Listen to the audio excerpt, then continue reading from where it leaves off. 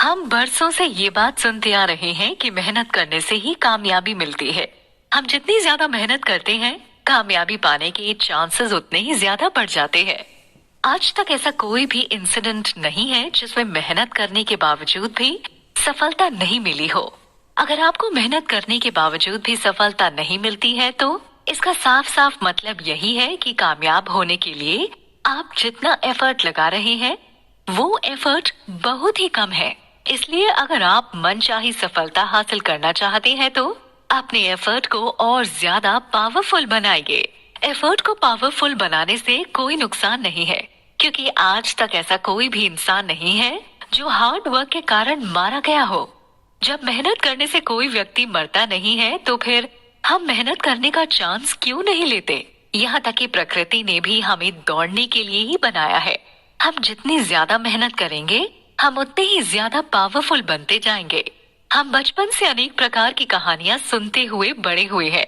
हमने राजा महाराजा, शिकारी और शिकार की बहुत सारी कहानियां सुनी है। उन कहानियों में अगर हमने गौर किया हो तो हमें एक बात नजर आती है, और वो बात ये है कि हमारे पूर्वज घंटों शिकार के पीछे दौड़ते थे, और जब तक शिकार थक नहीं जाता था तब तक वो दौड़ना नहीं छोड़ते थे और शिकार करके ही दम लेते थे। हमें ये सब बातें कहानियां लगती हैं, लेकिन कुछ पैलियो एंथ्रोपोलॉजिस्ट का मानना है कि हमारे पूर्वज दौड़ने में इतने ज्यादा सक्षम थे कि वो घंटों लगातार दौड़ते रहते थे, और लगातार दौड़ने के बावजूद उन्हें कभी भी थकान महसूस नहीं होती थी। वैज्ञानिक तरीके से देखें तो हमें प्रकृति ने दौड़ने के लिए ही बनाया है। यहाँ तक कि इस धरती पर रहने वाले अधिकतर जीवों में से हम सबसे अच्छे धावक साबित हो सकते हैं, क्योंकि हमारे शरीर का विकास दौड़ने के लिए ही हुआ है। हमारे शरीर का डिजाइन प्रकृति ने दौड़ने जैसा ही बनाया है। हम अपने शरीर की रचना को देखें। इस संरचना में सिर से लेकर पैरों की उंगलियों तक जितना भी विकास हुआ है वो सारा विकास हमें दौड़ने में सक्षम बनाता है।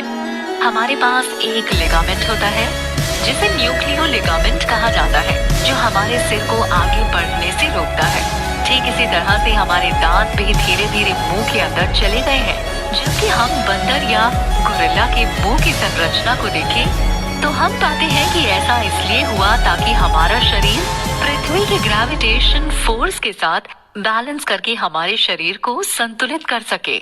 हमारे चेहरे की डिजाइन भी हमें दौड़ने के लिए अच्छा एफर्ट देती है। अगर हम अपने सिर की बनावट को देखें तो हमारा सिर आगे और पीछे दोनों तरफ से एकदम सपाट होता है। इस कारण से ये हमें पृथ्वी के गुरुत्वाकर्षण के केंद्र में रखने में काफी सक्षम भी बनाता है।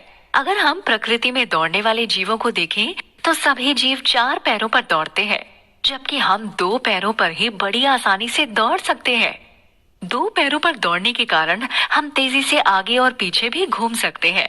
इसका मतलब ये है कि हम 4 पैरों पर दौड़ने वाले जानवरों से भी तेज दौड़ सकते हैं। इसके अलावा अगर हम अपने शरीर की बनावट देखें तो हम 2 पैरों पर खड़े हो सकते हैं, जिस कारण से हमारे शरीर का लगभग 40% हिस्सा ही सूर्य के सीधे संपर्क में आ पाता है।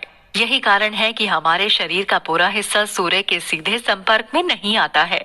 एज अ रिजल्ट हमारा शरीर सूर्य की गर्मी में भी ज्यादा देर तक ठंडा रह सकता है, जो दौड़ते समय हमारे शरीर में होने वाली थकान से हमारी बॉडी को बचाता है। तो वहीं दूसरी तरफ अधिकतर दौड़ने वाले जानवरों में उनके शरीर का लगभग 70% हिस्सा सीधे सीधे सूर्य की रोशनी के संपर्क में रहता है। इस कारण से वो जीव बहुत ज्यादा दूर तक नहीं दौड़ पाते। वो कुछ दूरी तक दौड़ने के बाद थकने लगते हैं, क्योंकि सूरज की गर्मी के कारण वो अपने शरीर को ठंडा नहीं रख पाते हैं। इसी वजह से वैज्ञानिकों का मानना है कि इंसान 4 पैरों पर दौड़ने वाले जीवों से ज्यादा तेज है और लंबे समय तक बड़ी ही आसानी से दौड़ सकता है। ये सभी बातें हमें एक अच्छा धावक साबित करती है। जब दौड़ने की बात आती है तो हम दूसरे जानवरों के मुकाबले बहुत तेज दौड़ सकते हैं।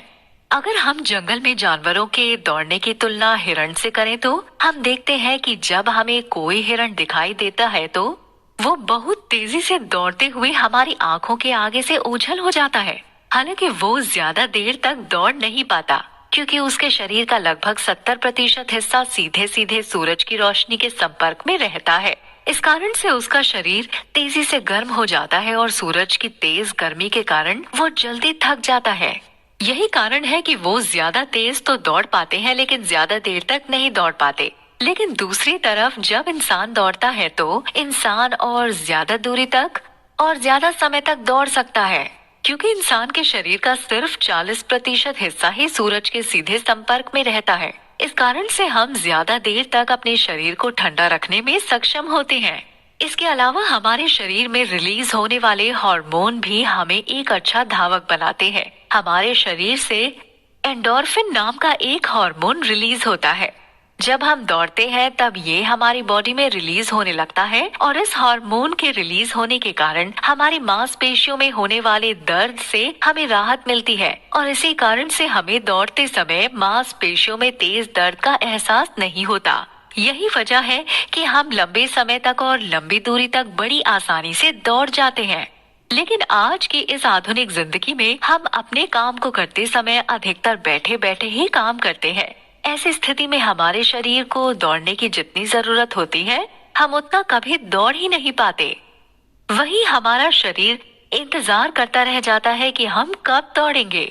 लगातार होती वैज्ञानिक खोजों ने इस बारे में लोगों को जागरूक किया है कि दौड़ना इंसानों के लिए कितना फायदेमंद हो सकता है। लेकिन आजकल दौड़ने का ये चलन पूरी तरह से बदल चुका है। आजकल दौड़ने के लिए sport shoes, running shoes, cushion shoes काम में लिए जाते हैं। लेकिन एक रिसर्च में इस बात का दावा किया गया है कि रनिंग के समय धावकों में लगने वाली चोट का 50% कारण सिर्फ और सिर्फ शूज ही होते हैं। लेकिन वही दूसरी तरफ वैज्ञानिक यह भी कहते हैं कि जूते पहनकर दौड़ने से हमारे पैरों की शेप ठीक और उंगलियां आगे से मजबूत होती हैं। इसके साथ जूते पहनकर दौड़ने से पैरों को चोट लगने से बड़ी ही आसानी से बचाया जा सकता है। लेकिन वही दूसरी रिसर्च ये बताती है कि जूते पहनकर दौड़ने से चोट लगने की आशंका सबसे ज्यादा होती है। साल 2012 में एक यूनिवर्सिटी ने अपने रिसर्च में कहा कि 19 में से 10 धावक जूतों के कारण पैरों में होने वाले इन्फेक्शन के कारण दौड़ नहीं पा रहे थे। अब सवाल ये उठता है कि अगर हम एक अच्छे धावक हैं और प्रकृति ने हमें एक अच्छा धावक बनने के लिए विकसित भी किया है, तो फिर हमारे शरीर में दौड़ते समय चोट क्यों लग जाती है? साथ ही जूते पहनकर दौड़ने से हम चोटिल हो क्यों जाते हैं? इस सवाल का जवाब ढूंढने की कोशिश करने वाले पैलियोएंथ्रोपोलॉजिस्ट कहते हैं कि अगर हम अपनी और अपने पूर्वजों के पैरों की उंगलियों को देखें तो हम पाएंगे कि हमारे पूर्वजों के पैरों की उंगलियां आगे से थोड़ी बड़ी होती थीं। इस कारण से वो ज्यादा से ज्यादा क्षेत्र पर अच्छा फोर्स जनरेट कर पाते थे और इसी वजह से उन्हें नंगे पैर दौड़ने पर भी चोट लगने की आशंका बहुत कम होती थी। ऐसा इसलिए होता था क्योंकि नंगे पैर दौड़ने से उनके पैरों के मांसपेशियों और उंगलियां मजबूत हो जाती थी और वो इतनी ज्यादा फैल जाती थी कि शरीर के पूरे वजन से पड़ने वाले फोर्स दौड़ते समय लगने वाली ताकत को शरीर और जमीन पर बराबर मात्रा में डिस्ट्रीब्यूट कर देते थे। लेकिन आज की संस्कृति में दौड़ते समय जूते पहनने की परंपरा है, जिसके कारण पैरों की उंगलियां ज्यादा फैल नहीं पाती हैं और उंगलियों के नहीं फैलने के कारण शरीर से लगने वाली ताकत पूरी तरह से समान मात्रा में डिस्ट्रीब्यूट भी नहीं हो पाती और यही कारण है कि आज के समय में दौड़ते समय हमें चोट लग जाती है। वैज्ञानिक भी बताते हैं कि हम पैदा होते ही जूते पहनने लगते थे और यही कारण है कि हमारे पैरों के आगे का हिस्सा इतना विकसित ही नहीं हो पाया।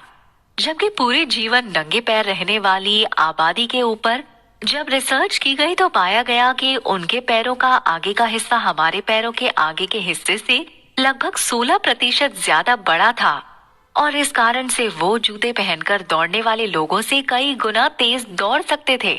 साथ ही साथ उनके पैरों की हड्डियां भी हमारे पैरों की हड्डियों से काफी मजबूत थी।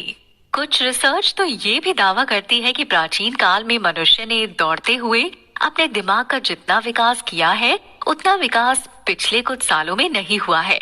इससे एक बात तो साफ हो जाती है कि दौड़ने के कारण ही मनुष्य के दिमाग का फैलाव बहुत ज्यादा हुआ है और यही कारण है कि दौड़ने की आदत ने मनुष्य को बहुत ज्यादा पावरफुल और समझदार भी बनाया है। हालांकि बाद में कुछ रिसर्च ने तो ये भी दावा किया है कि दरअसल हम दौड़ने के लिए पैदा नहीं हुए बल्कि हम चलने के लिए पैदा हुए हैं। अब चाहे हम दौड़ने के लिए पैदा हुए हो या फिर चलने के लिए, लेकिन एक बात तो तय है कि हमारे शरीर का आकार प्रकार हमें दौड़ने के लिए रिक्वायर्ड एफर्ट उपलब्ध करवाता है और यही कारण है कि दौड़ने से इंसान शारीरिक, मानसिक और बौद्धिक रूप से मजबूत होता है। हमने पढ़ा है कि इंसान का सबसे बड़ा शत्रु अगर कोई है तो वो उसका आलस है, लेकिन ऑथर का मानना है कि आलस बहुत जरूरी है। ये इंसान का दुश्मन नहीं है बल्कि उसका मित्र है। कैसे जानेंगे अगले एपिसोड